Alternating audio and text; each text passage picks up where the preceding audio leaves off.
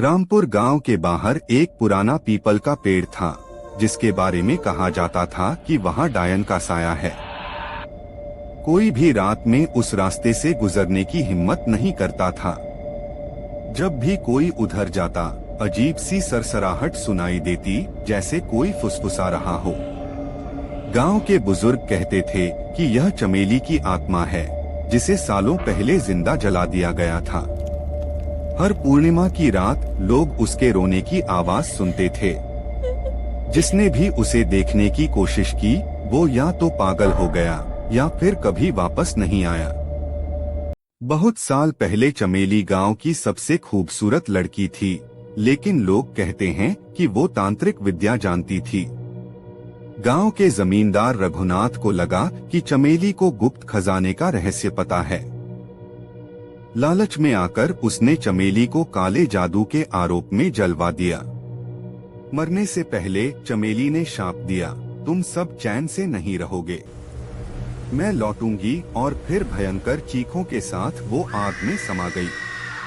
कुछ ही दिनों में गांव में अजीब घटनाएं होने लगीं, लोग गायब होने लगे, अंधेरे में किसी के चलने की आहट सुनाई देने लगी।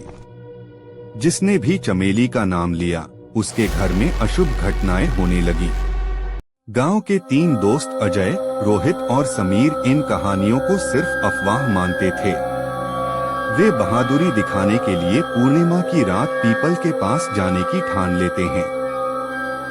रात गहरी थी, हवा एकदम सुनसान थी। उनके पास सिर्फ एक टॉर्च थी। जैसे ही वे पेड़ के पास पहुंचे, अचानक तेज हवा चलने लगी। झाड़ियों के पीछे से किसी के रोने की आवाज आई। यह सिर्फ हवा है, रोहित हंसकर बोला। लेकिन तभी समीर के कंधे पर किसी का ठंडा हाथ रखा गया। समीर ने जैसे ही पीछे मुड़कर देखा, वहां कोई नहीं था। लेकिन टॉर्च की रोशनी में पेड़ के पीछे एक साया हिलता हुआ दिखा।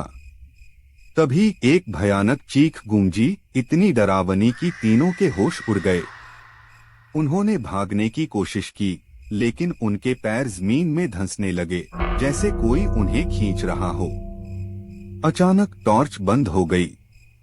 चारों तरफ घना अंधेरा छा गया। और फिर किसी ने फुसफुसाकर कहा, तुमने मेरी नींद तोड़ी है, अब तुम पहले जैसे नहीं रहोगे। अब तीनों दोस्तों को एहसास हुआ कि वे बहुत बड़ी गलती कर चुके हैं। समीर जोर से चिल्लाया, हम फंस चुके हैं, यह जगह हमें छोड़ने नहीं देगी। अजय ने अपने फोन की फ्लैशलाइट ऑन की, लेकिन सामने जो दिखा, उससे उसकी रूह कांप गई। एक भयानक चेहरा, जले हुए निशान और लाल आंखें। डायन ने अपनी हड्डियों जैसे दिखने वाले हाथ समीर की गर्दन पर रख दिए।